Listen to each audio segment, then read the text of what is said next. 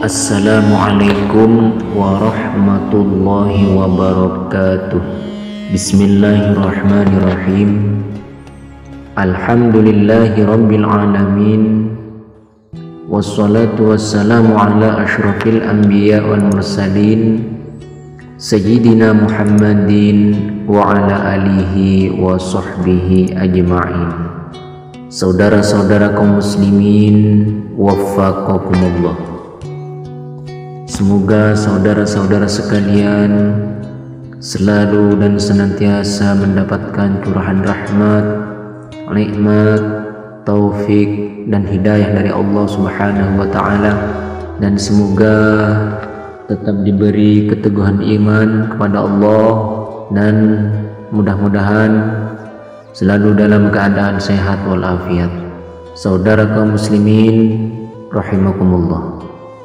Pada pertemuan kali ini saya ingin menanggapi tuduhan-tuduhan miring, tuduhan-tuduhan yang tidak benar, tuduhan-tuduhan yang tidak berdasar, tuduhan-tuduhan yang tidak ilmiah mengenai puasa di bulan Rajab. Banyak sekali yang mengatakan bahwa berpuasa di bulan Rajab itu tidak ada hadisnya, tidak ada dasarnya, tidak ada dalilnya. Toh meskipun ada hadisnya, katanya hadisnya palsu. Oleh karena itu, marilah kita lihat, kita baca secara pelan, secara halus pendapat atau pernyataan Al-Imam As-Suyuti di dalam kitabnya Al-Hawi lil Fatawa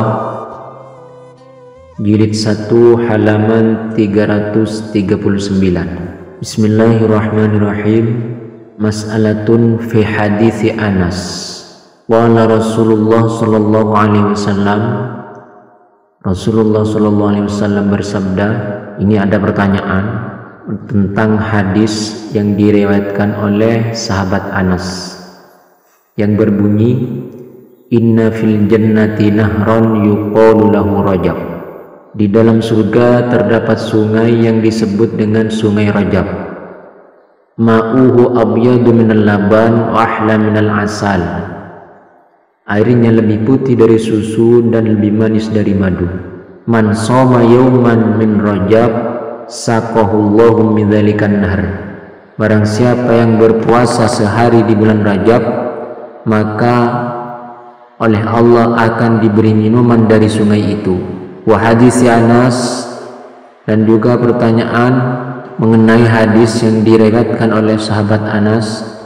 Wala Rasulullah sallallahu alaihi wasallam, Nabi bersabda, man shoma min syahri haram al-khamis wal jum'ah was sabta katabalahu ibadata sab'i mi'ati sanatin.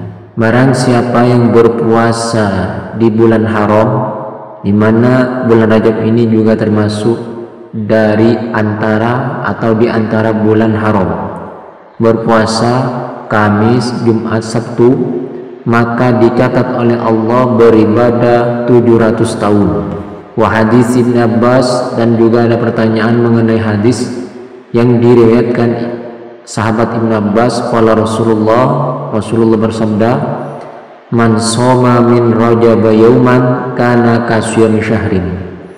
Barang siapa yang berpuasa sehari di bulan Rajab, maka seperti berpuasa 1 bulan. Wa man shoma minhu sab'ata ayyamin wuliqat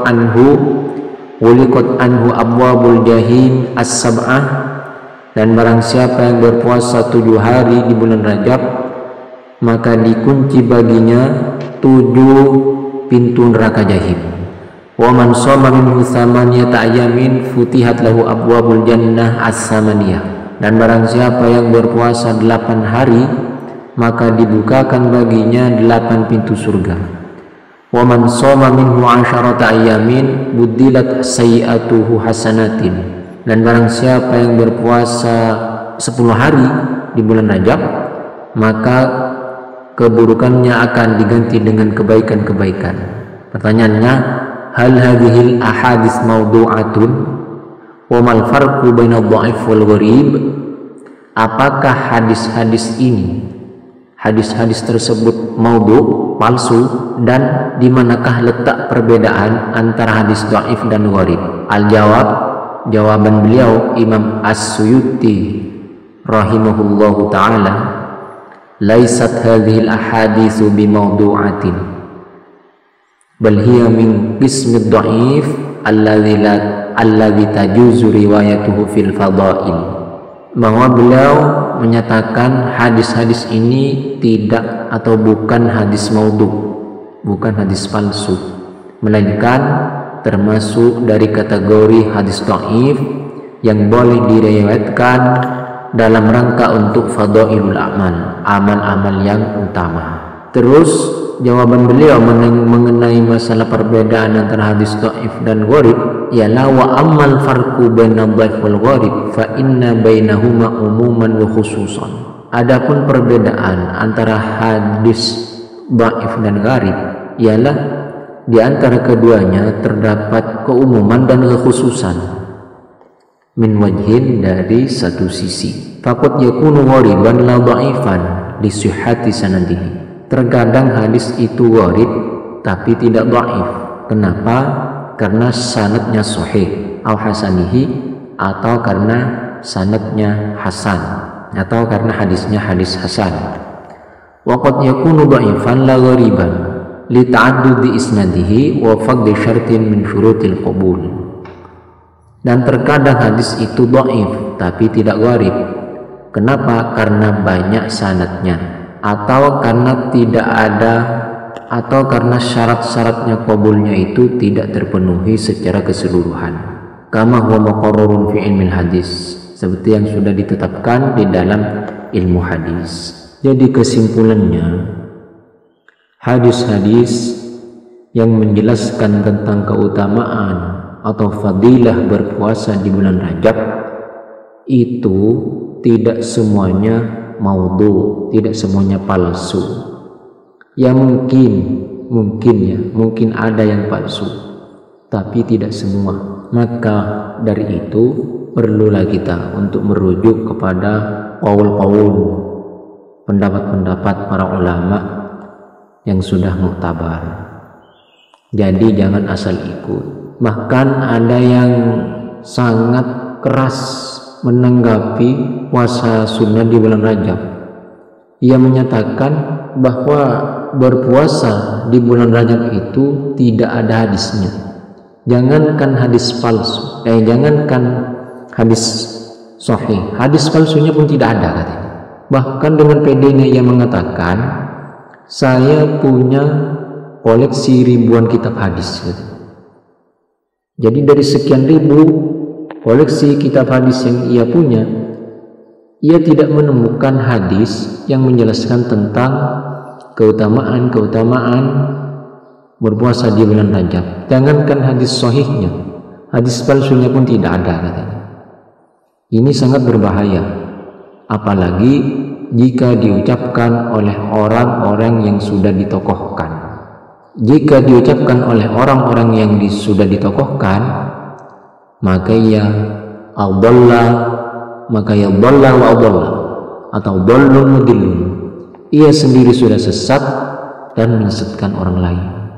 Na'udzubillahi min dzalik, fa na'udzubillahi min dzalik, tsumma na'udzubillahi min dzalik. Maka dari itu, bagi yang sudah biasa melaksanakan puasa di bulan Rajab, lanjutkan, terus lanjutkan. Jangan ragu, jangan bimbang. Karena apa?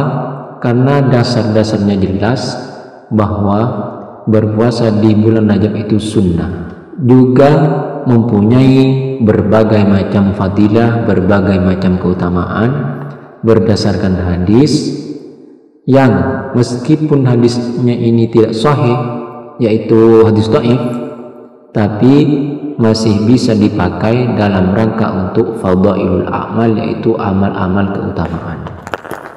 Maka sebaiknya saya sarankannya kepada para dai, jangan berbicara di luar kapasitas sampean.